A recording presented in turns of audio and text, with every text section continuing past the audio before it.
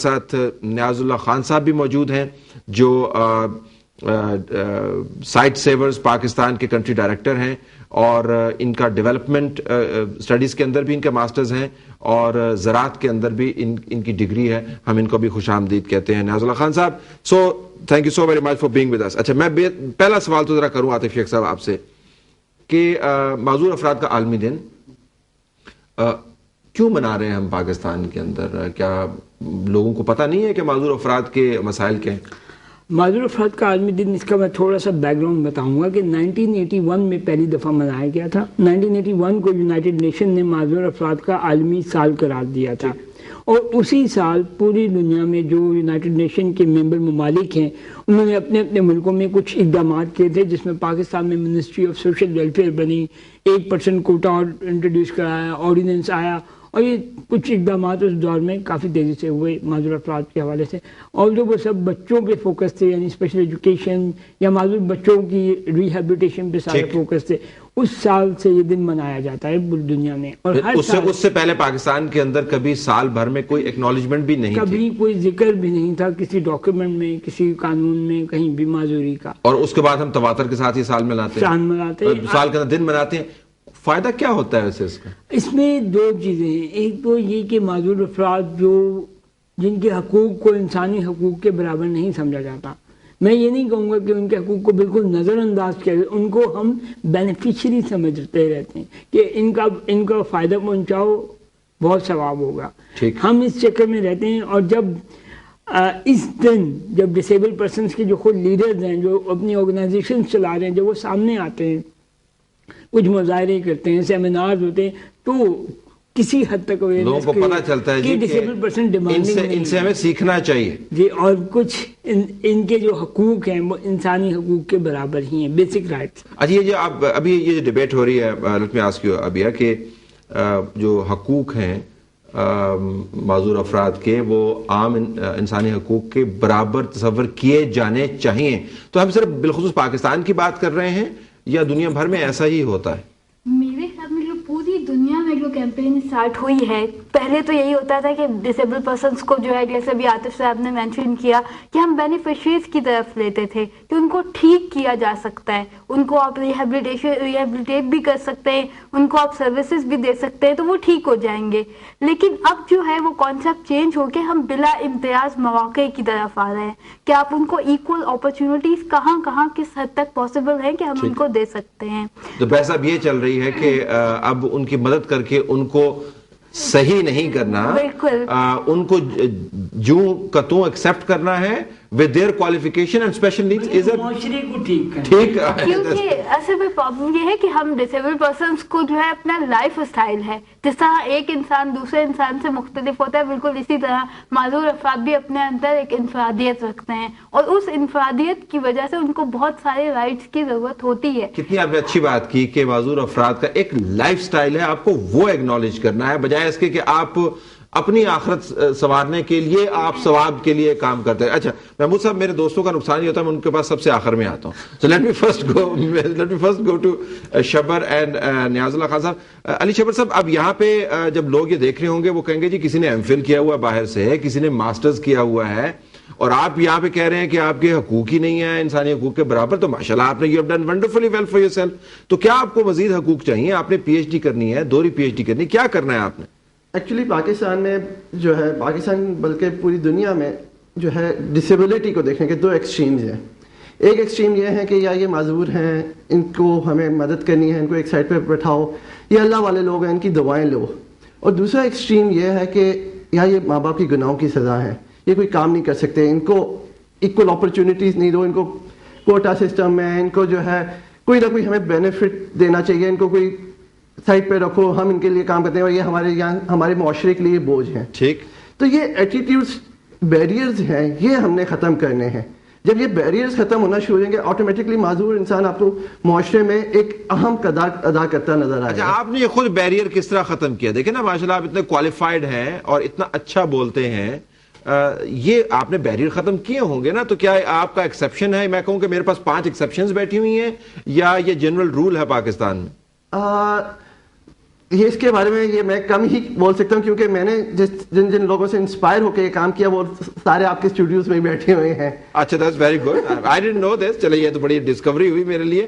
تو لیکن انسپریشن حاصل کرنے کے لیے اور اپنی منزل تک پہنچنے کے لیے رستہ دشوار گزار تو ہے نا، وہ دشواری آپ نے کس طرح کی پاکستان کے اندر ماحول میں رہتے ہو؟ بالکل میری کچھ لک ایسی تھی، جس انسٹیٹیوٹ میں پڑھا وہاں پہ مجھے جو ٹیچرز ملے، جس طرح بحریہ یونیورسٹی میں قائد اعظم میں، پھر میرے جو کالجز تھے وہاں پہ میرے لک کوئی ایسی تھی جہاں پہ مجھے بہت سپورٹ ملی. پھر بیک اینڈ پہ میرے پیرنٹس نے بہت زیادہ مجھے موٹیویٹ اور سپورٹ کیا.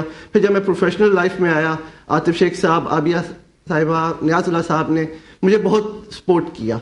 تو الحمدللہ اس مقام میں اب مجھے پہنچا دیا جب میں اپنے رائٹس، مجھے پتا ہے کہ میرے رائٹس کیا ہیں اور میں نے وہ اچیو کیسے کرنے ہیں. میرے پاس ایکسیس ٹو انفارمیشن ہے اور ایکسیس ٹو مائی رائٹس ہیں. اچھا ذرا نیاز اللہ صاحب سے میں پوچھنا چاہوں گا کہ نیاز اللہ صاحب اگر آپ ہمیں یہ بتائیں کہ آپ کے خیال میں پاکستان کے اندر معذور افراد کا ٹاپ موسٹ ایشو اس وقت کیا ہے، تاکہ ہم بحث کو پھر آگے لے کے چلیں. دیکھیں اگر تو ہم دیکھیں ایشوز تو بے شمار ہیں، لیکن میں یہ سمجھتا ہوں کہ اس وقت جو سب سے میجر ایشو ہے وہ ہے لیجسلیشن کا ایشو ہے. معذور افراد کے حقوق کے حوالے سے کوئی پراپر لیجسلیشن موجود نہیں ہے. ہمارے پاس 1981 کا ایکٹ موجود ہے، پھر اس کے ریسنٹلی کیبنٹ کی اپروولس تو موجود ہیں، لیکن جو لیجسلیشن موجود ہے اس کی امپلیمنٹیشن پہ بھی لوگ بات کریں گے. لیکن میں کہوں گا جیسے جینڈرز کی ہم بات کرتے ہیں، اس کو ایک as a cross cutting issue کے طور پہ ہم نے تسلیم کیا. اس کے لیے ہم نے خواتین کے رائٹس کے حوالے سے پارلیمنٹ میں سیٹوں کی بات کی، پھر لوکل ریپرزنٹیشن کی بات کی. معذور افراد کے حوالے سے ہمارے ہاں لیجسلیشن موجود نہیں ہے، ان کی کوئی ریپرزنٹیشن موجود نہیں ہے کہ اسمبلی میں کوئی بندہ ان کی آواز اٹھا سکے. اسی طرح باقی جہاں پہ بھی ریپرزنٹیشن کے ایشوز آتے ہیں وہاں پہ وہ ریپرزنٹیشن موجود نہیں ہے. اچھا ریپرزنٹیشن کیا قانون سازی کے لیے نمائندگی ضروری ہے، یا قانون سازی آپ لابینگ کے ذریعے بھی تو کروا سکتے ہیں؟ میں یہ کہوں گا کہ دونوں چیزیں سائڈ بائی سائڈ چلتی ہیں. یہ اسی طرح ہے جیسے کسی نے مجھ سے یہ سوال کیا جاتا ہے اکثر کہ جی کیا آپ معذور افراد کی تنظیم ہو کے بہتر کام کر سکتے ہیں یا معذور افراد کے لیے بہتر کام کر سکتے ہیں. میں یہ کہوں گا یہ دونوں چیزیں سائڈ بائی سائڈ چلیں گی. حکومت کو قانون سازی کرنی ہے پہلے تاکہ معذور افراد اس شمولیت کا حصہ بن سکے جو بحث چل رہی ہے. اچھا ایک کوئک میں سوال پوچھوں گا آپ سے، کس قسم کا قانون آپ چاہ رہے ہیں تاکہ میں محمود صاحب سے پھر اس بات کو آگے لے کے چلوں؟ کس قسم کا قانون چاہیے؟ میرے نزدیک قانون سازی میں جو پہلی چیز ہے وہ یہ کہ ان کی ریپرزنٹیشن جو ہے معذور افراد کی لیجسلیشن کے اندر ہو پہلا. دوسرے نمبر پہ یہ ہوگا کہ جب ہم قانون سازی کی بات کریں گے تو پھر UNCPRD نے ہمیں 4 کور ایریاز دیے ہیں، ہیلتھ، ایجوکیشن، امپاورمنٹ اور لائیولیہڈ. ان 4 ایریاز کے اندر کس طریقے سے معذور افراد کو شریک کیا جا سکتا ہے اور ان کی پارٹیسپیشن کو یقینی بنایا جا سکے. اب میں ایگزامپل آپ کو دوں گا کہ ہمارے یہاں ہسپتال موجود ہیں، ان ہسپتال کے اندر معذور افراد کے داخلے کے لیے ریمپس موجود نہیں ہیں. ہمارے یہاں اسکول موجود ہیں، پاکستان میں تقریباً 1,55,000 اسکول ہیں، اس میں سے لوگ ہمیں کہتے ہیں جی 1 لاکھ جو اسکول ہیں ان کے اندر تو بجلی موجود نہیں ہے. آپ ایکسیسیبلٹی کی بات کرتے ہیں، ہم انہیں یہ کہتے ہیں کہ جی آپ ابھی ایکسیسیبلٹی کی بات ہماری بے شک نہ مانیں، لیکن اب جو ریہیبلیٹیشن فیز جب شروع ہونے جائے گی تو آپ اس سٹیج پہ ان تمام چیزوں کو جو آپ نے اپروو کی ہوئی ہیں جن کے اوپر ہلکی سی لیجسلیشن موجود ہے ان کو تو امپلیمنٹ کریں. ٹھیک اوکے. محمود صاحب یہ جو قانون سازی کو اکثر بات کرتے ہیں قانون بن جانا چاہیے، موجودہ حالات کے پیش نظر آپ کے خیال میں اس قسم کی اگر قانون سازی ہو تو اس سے کیا فائدہ ہم اٹھا پائیں گے؟ میرا خیال ہے کہ قوانین جو ہیں انہیں بنانا یقیناً امپورٹنٹ ہوتا ہے. نیاز اللہ صاحب نے بھی کہا کہ لیجسلیشن ہونی چاہیے، لیکن اس سے زیادہ جو چیز ریکوائرڈ ہے وہ ول ہے. اگر ہم ذرا پیچھے چلے جائیں تو 1981 کی بات ہم نے سب نے کی. 1981 میں جو کچھ ہوا ٹھیک ہے، یونائٹڈ نیشنز کے کہنے پہ ہوا، لیکن اس کے پیچھے جو ول تھی وہ اگر مجھے یہ کہنے کا موقع دیا جائے تو وہ اس وقت کے جو صدر مملکت تھے ان کی بیٹی تھی. ٹھیک. وہ کہیں پہ کوئی ایسا انٹرسٹ انوالو نہیں تھا کہ عوام کے لیے کچھ کیا جا رہا. ذاتی تجربہ تھا، ایک ذاتی انٹرسٹ بھی آپ اس کو کہہ سکتے ہیں جس کی وجہ سے یہ سارا کام ہو. بالکل ایسا ہی ہوا. تو آپ یہ کہہ رہے ہیں کہ آج کل ول آپ کو نظر نہیں آ رہی؟ میرے خیال سے ہم نے اگر ہم صرف لیجسلیشن کی بات کریں تو 2006 میں دسمبر 2006 میں یونائٹڈ نیشنز کا جو کنونشن فار ڈسیبلٹی تھا وہ آیا سامنے، اور ہم نے مارچ 2007 میں اس کے پبلک ہو جانے کے بعد 2008 میں جا کے اس پہ سائن کیے. سپٹمبر 2008 سائن کر رہے ہیں، ریٹیفائی تو نہیں کیا نا؟ ہم نے سائن کر لیے، اس پہ ریٹیفائی نہیں کیا. 50 آرٹیکلز تھے اس کے، اور میرا خیال ہے کہ اگر اس کے سگنیٹریز ہونے کی وجہ ہم اس کے سگنیٹری ضرور ہیں، لیکن اگر ہمارے جو اتھارٹیز ہیں ان میں سے کسی سے بھی یہ پوچھ لیا جائے کہ ان 50 آرٹیکلز میں سے کوئی ایک آرٹیکل آپ صرف ہمیں بتا دیں کہ وہ کیا ہے، تو مجھے نہیں لگتا کہ مجھے اس پہ کوئی ڈاؤٹ نہیں ہے کہ ان میں سے کسی کو نہیں پتا ہوگا. اتنی سادگی سے آپ نے اتنی اچھی حقیقت بیان کر دی. یہ پڑا کدھر ہوئی؟ بل پڑا ہوا ہے. آئی تھنک یہ ریٹیفیکیشن کے لیے جس کے بعد اس کی انفورسمنٹ شروع, یہ کہاں پہ آئی بل؟ ایکچولی یہ سائننگ کے بعد جب ڈسیبل پرسنس کی جو آرگنائزیشن انہوں نے موومنٹ اسٹارٹ کی کہ گورنمنٹ آف پاکستان اس کو ریٹیفائی کرے, کیونکہ جب تک اس کو ریٹیفائی نہیں کریں گے نہ یہ لوکل قانون کا حصہ بن سکتا ہے اور نہ ہمارے پاس کوئی لیجسلیشن ہوگا. اور یہ یو این کنونشن جسٹ ایک ڈاکیومنٹ ہے خوبصورت سی, اب جب تک ہم اس کو ریٹیفائی نہیں کریں گے. لا جو ہے اس کے بنانے کی ضرورت بالکل ہے, اس سے قطعاً انکار نہیں ہے. اس کی مثال بہت بڑی, اگر ترقی یافتہ اقوام کی طرف جائیں تو امریکن ڈسیبلٹی ایکٹ ہے, جو کہ ظاہر ہے ایک عرصے سے نافذ العمل ہے اور وہاں آپ کو ایسا کوئی مسئلہ نظر نہیں آئے گا, اور وجہ اس کی لیجسلیشن ہی ہے. لیکن یہاں اگر آپ لیجسلیشن اور ول ان دو چیزوں کو اکٹھا کریں گے تو مسئلہ حل ہوگا, ورنہ نہیں ہوگا. ابھی you want to say something? Go ahead. Yeah, I just want to ask کہ اگر ہم ایک پریکٹیکل اسٹیپس آئیڈینٹیفائی کر دیں انہی ایگزسٹنگ لاز کو لے کے, تو ہمیں کوئی نئے اوبیسلی اس کی ضرورت تو ہر دور کے ساتھ پڑتی ہے. یہ بہت ساری چیزیں چینج ہو جاتی ہے, لائک پاکستان میں جب سے ارتھ کوئک اور اس کے بعد اب جو اتنا بڑا ڈیزاسٹر آیا ہے فلڈ رسپانس میں, تو وہاں پہ ڈسیبل پرسنس کو آئیڈینٹیفائی کر کے اور ان کے لیے جو فیسلٹیز ہیں وہ پرووائڈ نہیں کی جا رہی, کیونکہ ان کے جو پالیسیز ہیں وہ بہت ہائی لیول کی ہوتی ہیں. جو لوکل آرگنائزیشن جو پروجیکٹ امپلیمنٹ کر رہی ہیں وہ اس تک پہنچ ہی نہیں. یار بڑی اہم بات کی بریک کے بعد واپس آتے ہیں ناظرین. قانون سازی ہو یا اقوام متحدہ کے کنونشنز کی ریٹیفیکیشن ہو جس کے بعد وہ قابل عمل ہوگا, بائنڈنگ بھی ہوگا پاکستان کے اوپر, ہمیں اپنے قوانین اس کی روشنی میں ڈھالنے پڑیں گے. یہ اسی وقت کارگر ثابت ہوگا جب ہم آئیڈینٹیفائی کر پائیں کہ یہ کام کریں گے تو اس سے معذور افراد کو یہ فائدہ ہوگا. وہ کیا کام کرنے کے ہیں, کس قسم کی سہولیات چاہیے, کس قسم کی اپرچونٹیز چاہیے, یہ ہم پروگرام کے اگلے حصے میں بات کریں گے. Stay tuned. ہمارے پاس اسٹوڈیو کے اندر ایکسیپشنلی کوالیفائڈ لوگ بیٹھے ہوئے ہیں اور آج ہم ان کے ساتھ موجود ہیں معذور افراد کے عالمی دن کے حوالے سے. معذور افراد کا عالمی دن. پاکستان کے اندر معذوری جو ہے لوگ اکثر اس سے معذرت کرتے ہوئے نظر آتے ہیں, ایک اپولوجیٹک رویہ ہے یا اس کو بنیاد بناتے ہیں اپنی آخرت کو سنوارنے کا. آج ہمارے اسٹوڈیو کے اندر جو نمائندگان بیٹھے ہیں وہ کسی طور بھی معذور نہیں ہیں, in the sense they complete personalities, مختلف ہیں لیکن دے کمپلیٹ پرسنالٹیز, اور ہم میں سے بہت سے کہیں زیادہ کوالیفائڈ ہیں, لیکن ان کی جو ضروریات ہیں, ان کے لیے جو مواقع فراہم کرنے کا جو ذریعہ بننا ہے وہ قانون سازی نے بھی بننا ہے اور رویے کی تبدیلی نے بھی بننا ہے. عاطف صاحب یہ بتائیے گا کہ کیا کون سا بڑا ایشو ہے جس کو مثلاً کسی پالیسی سٹیپ کے ذریعے ایڈریس کیا جا سکتا ہے؟ پالیسی سازی کو تو ہم بات کر لیں گے, لیکن کیا ایشو ہے مثلا اگر مثال دیں تو کیا ہوتا ہے؟ اب میں آپ کو بتاؤں, ڈسیبلٹی کو ہمیشہ سمجھتے ہیں یہ ہیلتھ کا مسئلہ ہے, معذور افراد کا علاج کرنا ہے, اور ہم ہمیشہ منسٹری آف سوشل ویلفیئر کے اوپر ڈال دیتے ہیں کہ ان کی ویلفیئر ہونی. ہم منسٹری آف لیبر سے کیوں نہیں پوچھتے کہ ڈسیبل پرسنس کو امپلائمنٹ کے لیے کیا کیا انہوں نے؟ ہاؤسنگ اینڈ ورک سے کیوں نہیں پوچھتے کہ ایکسیسیبلٹی کیوں نہیں ہے بلڈنگ میں؟ It's a cross cutting issue. ہر منسٹری, ہر ڈپارٹمنٹ, ہر قسم کی پالیسی میں ڈسیبلٹی کو ایڈریس کرنا ضروری ہے. ڈسیبلٹی ایشو نہیں ہے, اٹس انوائرمنٹل ایشو. آپ جب کوئی بلڈنگ بناتے ہیں, بڑے پروجیکٹ PC1 بنتا ہے, EIA کرتے ہیں, environmental impact assessment, why not disability impact assessment? Disable person کو ہم ایکسکلوڈ کر دیتے ہیں. میرے پاس ویب پیج پہ سوال, یہ کمنٹ بھی آیا ہوا ہے کہ in Pakistan people with disability have no facilities not even in 5-star hotels. جی بالکل. اور آپ اس بلڈنگ میں ہیں, آپ کو پتہ لگا کہ ہم نے کوئی فیسلٹی بنائی ہوئی ہے کہ نہیں بنائی ہے آپ کے لیے؟ اگر یہاں لفٹ نہ ہوتی تو کوئی بھی اوپر نہیں آ سکتا تھا, سب ڈسیبل ہیں وہاں پہ بھی. اور ہم لوگ سوچتے نہیں ان چیزوں کے بارے میں. جی اب یہ اور کیا ایشو ہے جو آپ سمجھے کہ پریکٹیکل ایشو جس کی آپ نے بات کی, اس کو ایڈریس کیا جا سکتا ہے؟ پریکٹیکل ایشوز کے لیے میں یہ کہوں گی کہ ہم ہمیشہ ایشوز کی بات کیوں کرتے ہیں. آپ اگر ڈسیبل پرسنس کو لیتے ہیں تو میڈیا میں ہر جگہ ہم ڈسیبلٹی کو ایک ایشو کے طور پہ لیتے ہیں.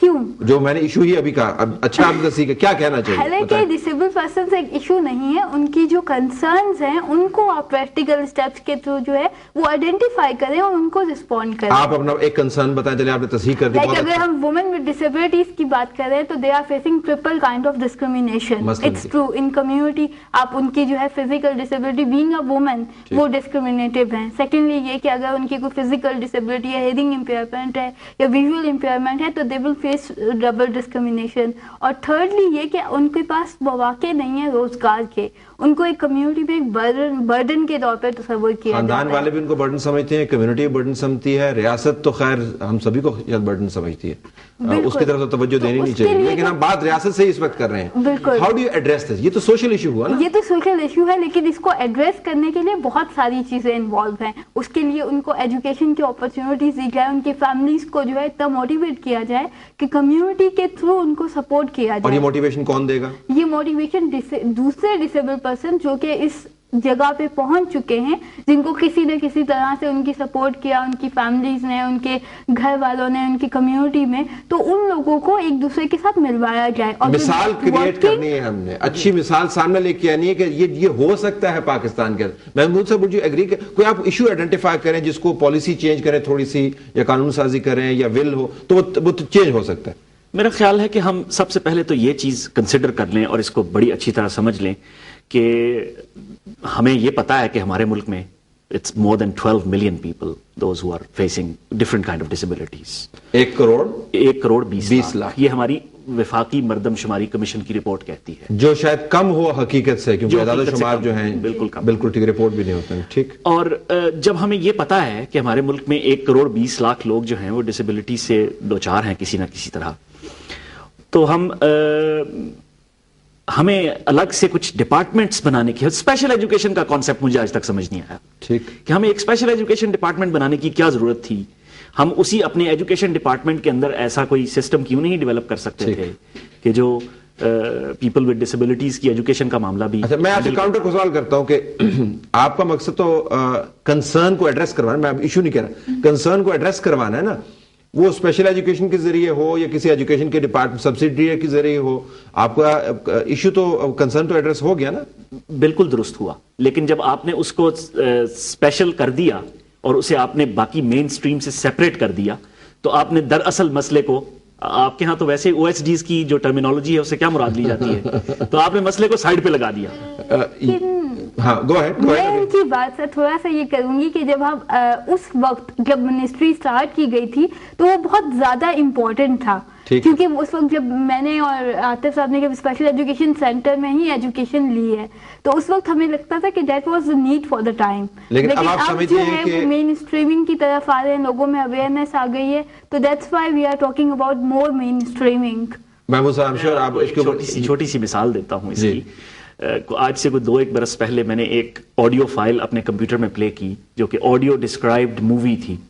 ٹھیک. آڈیو ڈسکرائبڈ مووی کا شاید ہمارے ملک میں اس پہ یہ بتانے کے لیے کہ ہوتی کیا چیز ہے, آپ کو ایک لمبا اس کے لیے ایک ڈیبیٹ چاہیے.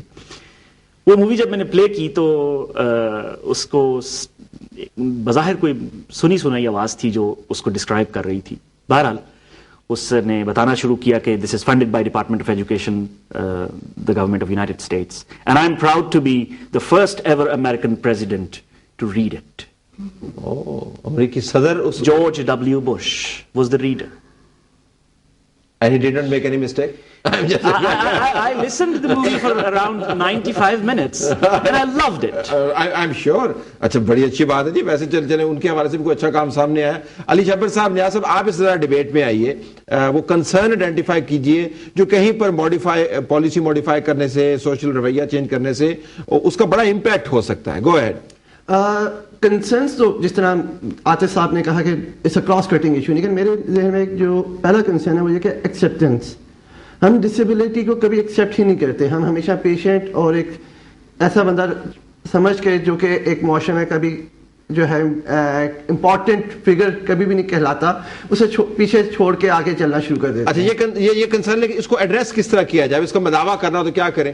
اس کے اب ایڈریس کرنے کے ڈفرینٹ طریقے ہیں. جس طرح یہ international day of person with disabilities کو ہم آبزرو کر رہے ہیں, پھر اس کے بعد ڈفرینٹ طریقوں سے, جس طرح ڈان ٹی وی کا میں بڑا یہ قدم اچھا لگا کہ انہوں نے اس ایشو کو آگے سامنے لے کر آئے, اور میڈیا سامنے لے کر. مجھے خدشہ یہ تھا کہیں آپ شکریہ نہ ادا کر دیں, ورنہ مجھے بڑی شرمندگی ہوتی. آپ نے انتہائی اچھے طریقے سے فکرے کو سنبھالا. جی, تھینک یو ویری مچ. جی, تو اس طرح مطلب ڈفرینٹ کیمپینس لانچ کرنی چاہیے, اویئرنیس ریزنگ کیمپینس کہ disability is not an issue, is not an separate issue جسے ہم بہت اسے ڈریں کہ یار یہ کیا چیز آ گئی ہے, اس کو ہمیں سنبھالنا ہے, اسے ٹھیک کرنا ہے, ریکٹیفائی کرنا ہے. تو رویوں کی تبدیلی جو ہے اس کے لیے ہمیں کیمپین سے. نیاز اللہ صاحب آپ کے پاس میں یہی سوال لے کے آؤں گا, لیکن بریک کا وقت ہو گیا, بریک کے بعد واپس آتے ہیں. معذور افراد کا عالمی دن, قانون سازی کی بھی ضرورت ہے, پالیسی کی تبدیلی کی بھی ضرورت ہے, اور اس معاملے کو, اب میں ایشو نہیں کر رہا, معاملے کو سمجھنے کی بھی ضرورت ہے. بریک کے بعد واپس آئیں گے تو اپنے دوسرے دوستوں سے پوچھیں گے کہ ان کی کیا تجاویز ہیں. Stay tuned.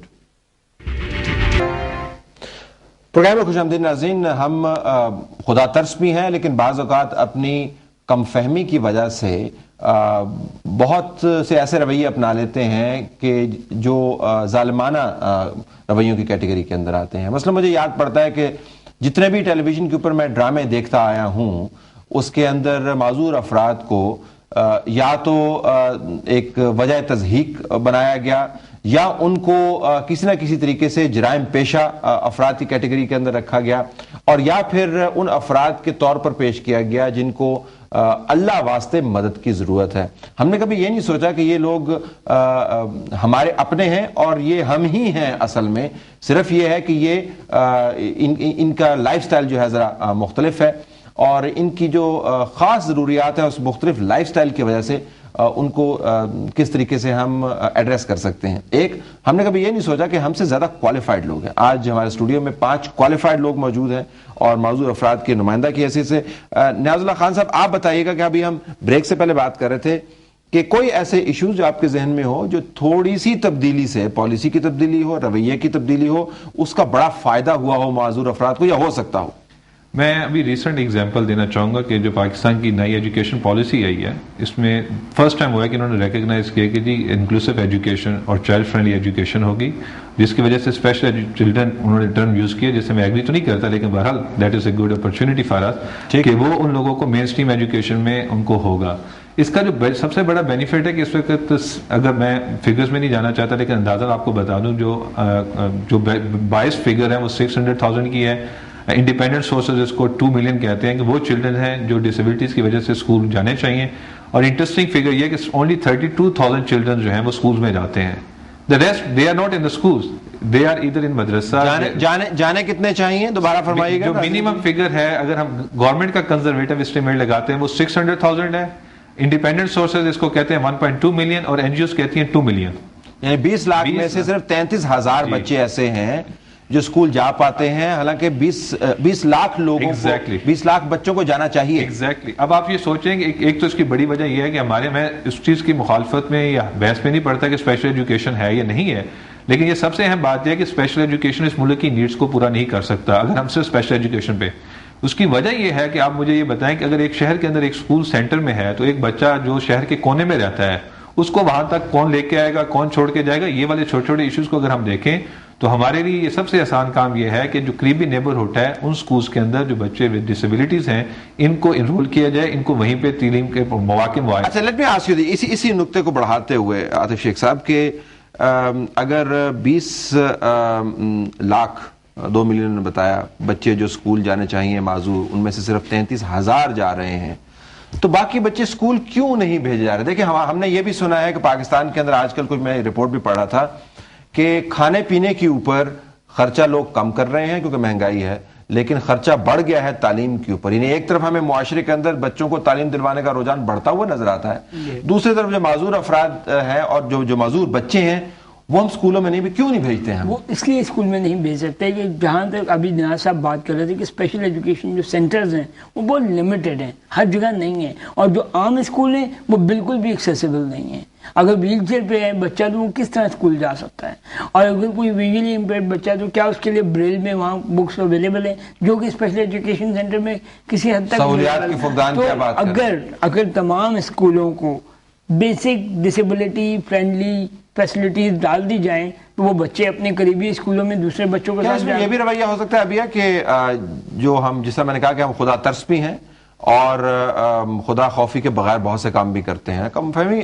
یہ بھی اس کے اندر ایشو ہو سکتا ہے کہ وہ کہیں جی کہ اس نے پڑھ لکھ کے کیا کرنا ہے؟ بالکل بہت زیادہ، یہ تو بالکل کامن ایشو ہے، کیونکہ ڈسیبل پرسنس کو ہم یہ دیکھتے ہیں کہ ہم چیلنج بنا لیتے ہیں کہ ہمارا بیٹا بے شک ڈسیبل ہے، بیٹی ڈسیبل ہے، لیکن ہم اس کو تعلیم بھی دیں گے، ہم اس کو ایجوکیشن میں بھی ڈالیں گے. یہ ہونا چاہیے نہیں، یہ نہیں ہونا چاہیے. ہمارا رویہ یہ ہے کہ ہمارا بچہ اگر ڈسیبلڈ ہے چیلنج نہ بنائیں، بلکہ اس کو پراپر فیسلٹیز دیں. ہم نے انکلوسیو ایجوکیشن میں اس کو صرف ڈالنا نہیں ہے، ہم نے اس کو فیسیلیٹیٹ کرنا ہے کہ وہ وہاں پہ تعلیم بھی حاصل کر سکے. تو یہ چیز جو ہے یہ بہت امپورٹنٹ ہے میرے خیال میں. اور یہ ایک مطلب ہم ڈسیبلٹی کو ایز اے چیلنج لیتے ہیں تو وہاں پہ پرابلم آتی ہے. محمود صاحب آپ کا اپنا ایکسپیرینس ہے کیا واقعی یہ رویہ پریویل کرتا ہے کہ جی اس کو تعلیم، ہمارے پاس 2 بچے ہیں، ان میں سے ایک بچہ جو ٹھیک ہے ان کوٹس اگین اس کو تعلیم دلوائیں، جی اس نے کیا کرنا ہے؟ فیملیز کے اندر تو یہ رویے موجود ہی ہیں. میں جب ماسٹرز میں ایڈمیشن لینے گیا تو جس انسٹیٹیوٹ میں نے ایڈمیشن لے رہا تھا وہاں کے ڈائریکٹر نے مجھے کہا کہ بیٹا تم نے BA کر لیا، بس کرو، سیٹ ضائع کرو گے. This was the personal example, seat ضائع کرو گے. اور مجھے اس وقت اگر کبھی آپ اپنی لائف کی سٹرگل کا تھوڑا سا جائزہ لیں تو بڑا ایک خود سے بھی ڈر لگتا ہے، بڑا ڈرونا خواب لگتا ہے. میں نے اسے کہا کہ میں اگر آپ مجھے ایڈمیشن نہیں دیں گے تو میں پھر کورٹ سے لے لوں گا، اور یہ مجھے کرنا پڑا. اچھا آپ نے پھر کورٹ گئے؟ پھر آپ؟ میں کورٹ نہیں گیا، جب میں نے صرف یہ تنبیہ جاری کی تو مجھے ایڈمیشن مل گیا. چلے خدا خوفی نہیں ہے، عدالت کا خوف تو ہے تھوڑا بہت تو، لیکن یہ رویہ پریویل کرتا ہے، یہ رویہ بری طرح سے پریویل کرتا ہے. اور اچھا اب اس ماحول میں، اور اب نیاز صاحب میں آپ کے پاس یہ سوال لے کے آ رہا ہوں، اگر اس ماحول کے اندر آپ بہترین پالیسی معیار بھی بنا دیں، بہترین ادارے بھی بنا دیں، اگر لوگوں کو یہ سمجھ نہیں ہوگی کہ ایشوز نہیں ہیں، کنسرنز ہیں، چیلنج نہیں ہے، ڈیفرنٹ لائف سٹائل ہے، تو پھر معاملہ تو طے نہیں ہوگا نا جی. نہیں آگے میں آپ سے اتفاق کرتا ہوں کہ پالیسی، میں نے پہلے بھی شروع میں اگر یاد ہو کہا تھا کہ پالیسی تبدیل کرنے سے اکیلا فرق نہیں پڑے گا. آپ کو جو ہے نا بیسٹ پریکٹسز جس کو ہم بعض وقت یوز کرتے ہیں، میں تو اس کو کہتا ہوں گڈ پریکٹسز ہمیں ڈیولپ کرنی پڑیں گی، سوسائٹی کو دکھانے پڑیں گی. جیسے کہ آج کے آپ کے اسٹوڈیو میں جو لوگ بیٹھے ہیں ان کا کسی نہ کسی حوالے سے رول ماڈلز ہیں. مجھے یہ بتایا جائے کہ پاکستان میں ساؤتھ ایشیا ڈسیبلٹی فورم کے حوالے سے اگر عاطف شیخ صاحب کو اگر آپ دیکھتے ہیں تو یہ بھی تو پاکستانی ہے نا، پوری ساؤتھ ایشیا کو ریپرزینٹ کرتے ہیں ماشاءاللہ. اتنی جگہوں پہ گئے ہیں، انہی اسکول سے، انہی عام اسکولوں سے پڑھے ہوئے ہیں. ان میں سے ہم میں سے کوئی بھی ایسا نہیں ہے جو کوئی اسپیشل اسکول سے پڑھ کے آیا ہو. زندگی کے تمام جو ہیں مواقع ہیں، یا جس کی ڈگری کہیں واپس بھیجنی پڑی ہو. ایگزیکٹلی اس میں مجھے اسپیشل کا لفظ اسپیشل ایگزامینیشن کے لیے. سر میری ایک چھوٹی سی ریکویسٹ ہوگی آپ کے اس فورم کو مواقع کو یوز کرتے ہوئے، میں یہ کہوں گا کہ یہ جو رویہ ہے معاشرتی، اس معاشرتی رویے میں تبدیلی تب ممکن ہے جب ہم اس کو ذاتی سطح پہ بھی سوچیں گے. ٹھیک، ذاتی سطح پہ ہمارے یہاں سوچنے کے مواقع کم ہوتے جا رہے ہیں، لوگ اس کو ایپیتھیٹک دیتے ہیں. جیسے آپ نے بہت ساری باتیں پہلی وضاحت کر دی کہ لوگ کس طرح دیکھتے ہیں. میں صرف یہ کہوں گا جب آپ نے کہا تھا لیجسلیشن، میں یہ کہنا چاہتا ہوں کہ ایک چھوٹی سی لیجسلیشن ہے. آپ یہ آرڈر کر دیتے ہیں کہ جی گورنمنٹ اسکولس کے اندر تمام گورنمنٹ آفیسرز کے بچے پڑھیں گے. ٹھیک، آپ ایک چھوٹی سی لیجسلیشن یہ ہے، اگر آپ اس سے دیکھیں کہ کیا آپ کے یہاں تمام رویہ تبدیل ہوتا ہے کہ نہیں ہوتا. بالکل صحیح. اب یہ چھوٹی سی ایک سٹیپ ہے. اسی طریقے سے جب ہم بات کرتے ہیں کہ تمام اسکولس کے اندر جو بچے ود ڈسیبلٹیز ہیں یا ان کو کوئی چیلنجز ہیں ان کو اجازت ہے. اچھا دوسرا جو میجر ایشو ہے جو کوئکلی میں آپ کی ہائی لائٹ کرنا چاہتا ہوں وہ جاب ریلیٹڈ ہے. ہمارے یہاں اس میں یہ چھوٹا ایشو نہیں، یہ بڑا ایشو ہے. میں اس کے اوپر میں بریک کے بعد واپس آؤں گا اور شبر صاحب سے بھی بات کریں گے کہ جو مواقع کی فراہمی ہے اور معاش کی فراہمی کے مواقع بالخصوص اس کا کیا ایشو ہے، اور اس کے آخر میں آ کے پھر اس کو کلوز بھی کریں گے. ناظرین بریک کے بعد واپس آتے ہیں. پروگرام میں خوش آمدید ناظرین. آپ اس وقت میرے کوٹ کے اوپر ایک سلوگن دیکھ رہے ہیں، میک دا رائٹ ریئل. ہم ذرا وضاحت لیتے ہیں کہ ہے کہ عاطف صاحب یہ کیا ہے، میں نے کیوں لگایا ہوا اپنے کوٹ جی؟ ایک تھرڈ ڈیکیڈ لانچ کی جا رہی ہے، ایک پوری ڈیکیڈ 2012 سے لے کے 2023 تک. اس ڈیکیڈ میں تمام یونائٹڈ نیشن کے ممبر ممالک کو کہا جائے گا کہ وہ ڈسیبل پرسن کو انکلوڈ کرنے کے لیے اقدامات کریں، اور جتنی پالیسیز پچھلے 20 سالوں میں لاسٹ 2 ڈیکیڈز میں بنی ہیں ان کو ریئل کیا جائے، یعنی میک دا رائٹ ریئل. اور اس میں ایک خاص بات یہ ہے کہ اس دفعہ اس ڈیکیڈ میں کہا جا رہا ہے کہ ڈسیبل پرسنس کو، نمائندوں کو ہر پالیسی امپلیمنٹیشن پروسیس اور میکنگ پروسیس میں ساتھ رکھا جائے گا. ویسے پاکستان میں تو یہ ہر پالیسی کے بارے میں کہا جا سکتا ہے کہ جی آپ خالی خالی باتیں، but this is very important. Let's do 1 2 3. اگر آپ نے ریکمنڈیشنز دینی ہو تو کیا ریکمنڈیشن دیں گے آج کے دن کے حوالے سے؟ کیا کرنا آج کے دن کے حوالے سے جو پورے پاکستان میں بلکہ پوری دنیا میں ایک سلوگن ہے کہ making MDGs inclusive, millennium development goal को इंक्लूसिव बनाएं, वरना 2015 तक कुछ टारगेट अचीव नहीं होंगे अगर आप डिसेबल्ड 10% पॉपुलेशन को एक्सक्लूड करते हैं। तो आज के दिन के हवाले से जो स्लोगन रेज किया जा रहा है कि यूएन कन्वेंशन को रेटिफाई किया जाए, तमाम गवर्नमेंट्स, ये जो हमारे पास पड़ा हुआ ये UN convention on the rights of persons with disabilities जो है, हमने उसके ऊपर साइन कर दिया है और इसको रेटिफाई कुकी मार दी, लेकिन फाइल आगे मूव नहीं किया। फाइल मूव करने का वक्त आ गया जिसके ऊपर हम रेटिफाई कर रहे हैं, कैंपेन कर रहे हैं इसको रेटिफाई करने। और इसके अलावा ये कि पॉलिसी मेकिंग में डिसेबल्ड पर्सन्स की नुमाइंदगी बहुत जरूरी है। ठीक, नंबर 2 अभी गो अहेड। जी, मैं ये कहूँगी कि जैसे यूएन कन्वेंशन है और जितनी भी पॉलिसीज हैं, इन सब को लेते हुए बहुत इंपॉर्टेंट है इनकी इम्प्लीमेंटेशन भी, लेकिन प्लस ये जो आजकल के हालात में पर्सन विद डिसेबिलिटीज और जो बूढ़े अफराद हैं जो कि इन फैसिलिटीज तक नहीं पहुंच सकते, उनकी कंसर्न्स को भी इसमें इंक्लूड किया जाए, उनके लिए प्रॉपर जो सर्विसेज है, क्योंकि पाकिस्तान में एक डिजास्टर खुदा ना ख्वास्ता कल को अगर कोई और डिजास्टर भी आता है तो उसके लिए तैयार रहना चाहिए कि डिसेबल पर्सन, आप ये नहीं कि बाद में भी कोई डिसेबल खुदा न ख्वास्ता हो सकता है, तो उसके लिए भी आपके पास प्रिपरेशन होनी चाहिए। क्योंकि हमारे यहाँ जब भी कोई डिजास्टर आता है हम ये देखते हैं कि नए डिसेबल पर्सन आए हैं, जो पिछले थे वो नहीं रहते क्योंकि वो डिजास्टर्स में खत्म हो जाते हैं। कुदरती आफात से निपटते वक्त जो पॉलिसी बनाई जाए उसके अंदर माजूर अफराद के लिए बिलखसूस खास एहतमाम किया जाए, और जो पिछले कुदरती आफात से मुतासर अफराद हैं उनके लिए भी पॉलिसी बने, उनको इंटीग्रेट किया जाए कंसर्न्स के अंदर। इसके अलावा जी बाबू साहब, मेरा ये ख्याल है कि वो किसी ने कहा था कि है कदम कदम कयामत ये सवादे कुएं जाना, तो इस कदम कदम कयामत को आसान बनाने के लिए एक्सेसिबिलिटी बैरियर्स को रिमूव किया जाए। एक्सेसिबिलिटी का बयान फरमाया, एक्सेसिबिलिटी से मुराद क्या है? मुराद ये है कि जिंदगी में वो तमाम सहूलियात और वो तमाम चीजें जो आम अफराद को दस्तयाब हैं वो इन चैलेंजेस के साथ या इन कंसर्न्स के साथ मौजूद अफराद को भी दस्तयाब करवाई जाए। ठीक ठीक, और इसके लिए ज़ाहिर पॉलिसी भी बनानी पड़ेगी, मीडिया को भी कैंपेन चलानी पड़ेगी, मीडिया पे ईडियम्स और प्रोवर्ब्स चेंज करने पड़ेंगे। आप पिछले दिनों से कुछ एक ऐड देख रहे होंगे, किसी एक चैनल पे शायद चल रही है, बल्कि काफी सारे चैनल्स पे चल रही है कि तालीम के बगैर इंसान अंधा गूंगा बहरा। इसका मतलब है कि जो अंधा गूंगा बहरा है वो तालीमी याफ्ता हो ही नहीं सकता। तो ये हमारे जो सरकारी नशरियाती इदारों से लेकर गैर सरकारी नशरियाती इदारे भी इसमें भरपूर कंट्रीब्यूट कर रहे हैं, अपने रवैयों को तब्दील करें। मेरा तो ख्याल है कि जो महमूद साहब ने बात की इसके बाद इस ऐड को मुकम्मल तौर पर तब्दील कर देना चाहिए। मैंने इत्तेफाक की बात है ये ऐड नहीं देखा, होपफुली मेरे प्रोग्राम के अंदर नहीं चल रहा होगा, और अगर चल रहा है तो इसको तब्दील करने की जरूरत है। यू आर एब्सोल्युटली राइट, और मेरे ख्याल में बड़ी आपकी अच्छी तजवीज़ है, और ऐसे दूसरे एड्स भी जिसमें रेफरेंस जो है, जिसमें मैंने पहले गुजारिश की थी। Let's go to Ali Shabbar साहब जी, आपकी क्या रिकमेंडेशन होगी? जिस तरह इस प्रोग्राम से भी हमें काफ़ी पता चला होगा और पहले भी काफ़ी क्लियर थे इश्यूज और कंसर्न्स क्या है पर्सन विद डिसेबिलिटीज़ के। अब हमें ज़रूरत है कि इसके ऊपर नेशनल प्लान ऑफ एक्शन बनाया जाए कि इनके जो है सोल्यूशंस क्या हैं। सोल्यूशंस भी सामने आ जाएंगे, लेकिन उसको इम्प्लीमेंट किस तरह किया जाए, उसके ऊपर national plan of action properly बनाया जाए जो कि स्मार्ट हो, जैसे कि sustainable, measurable, achievable, realistic and time bound. ठीक ठीक जी न्याज साहब। अच्छा, मैं दो गुजारिशात आपके कहूँगा। एक गुजारिशात ये है कि जो एम्प्लॉयमेंट अपॉर्चुनिटीज़ के हवाले से हमारे यहाँ प्राइवेट सेक्टर है, इसको आगे बढ़ाया जाए, नौकरी के मौके निजी शोबे को देने चाहिए। एग्जैक्टली, मैं इसकी मिसाल दूंगा कि जैसे कुछ बैंक्स हैं, कुछ टेलीकॉम की कंपनी है, standard chartered bank, Telenor, they are proactively doing this, but इसको बेस्ट प्रैक्टिस को अदर अदारों को, निजी अदारों को भी प्रमोट करना चाहिए, और ये जो अच्छी एग्जाम्पल्स हैं इनको मीडिया में दिखाया जाए ताकि दूसरे लोगों को पता चल सके कि किस तरीके से अदारों ने इस तब्दीली को अपने अंदर इंटीग्रेट किया है। दूसरी छोटी सी बात करूंगा कि बहुत सारी डिसेबिलिटी जो पाकिस्तान में इस वक्त है वो प्रिवेंटेबल भी है, और उसमें एग्जांपल दूंगा ब्लाइंडनेस में कि 80% जो है वो ट्रीटेबल होती है अगर वो अर्ली स्टेज पे डिटेक्ट हो जाए और उसको मुनासिब मौके पर ट्रीटमेंट दी जाए। तो मेरी ये गुजारिशात होगी, जब गवर्नमेंट इतने बड़े बड़े हेल्थ के प्रोग्राम शुरू करती है तो उसके अंदर, या जब हम सोशल मोबिलाइजेशन की बातें करते हैं, कम्युनिटी अवेयरनेस की बातें करते हैं, तो वहां पर ये कोशिश की जाए कि जब हम कुछ सर्वे करें तो उसके अंदर डिसेबिलिटी का भी डाटा इकट्ठा करें।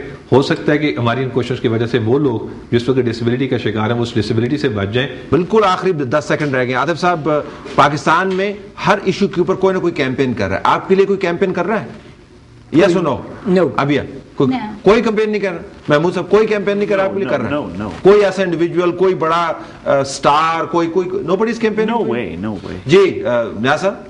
मैं खुद, चूंकि मैं इस बारे में कोई कमेंट नहीं दूंगा, लेकिन ये कहूंगा कि वाकई we don't have that kind of the star which should be we need. मुझे नहीं कह रहे कि कोई कैंपेन नहीं कर रहा है, दूसरे अल्फाज में, सादे अल्फाज में। अली शब्बर साहब, नहीं, no, nobody is campaigning, nobody is campaigning। لیکن آپ کو کیمپینرز کی ضرورت نہیں ہے. You have been such great campaigners. Thank you so very مچ.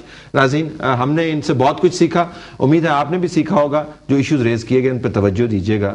ہمیں مدد کی نہیں, ان سے سیکھنے کی ضرورت ہے, اور جو ایشوز ریز کیے ان کو ایڈریس کرنے کی ضرورت ہے. ہمیں اجازت دیجیے, اللہ حافظ.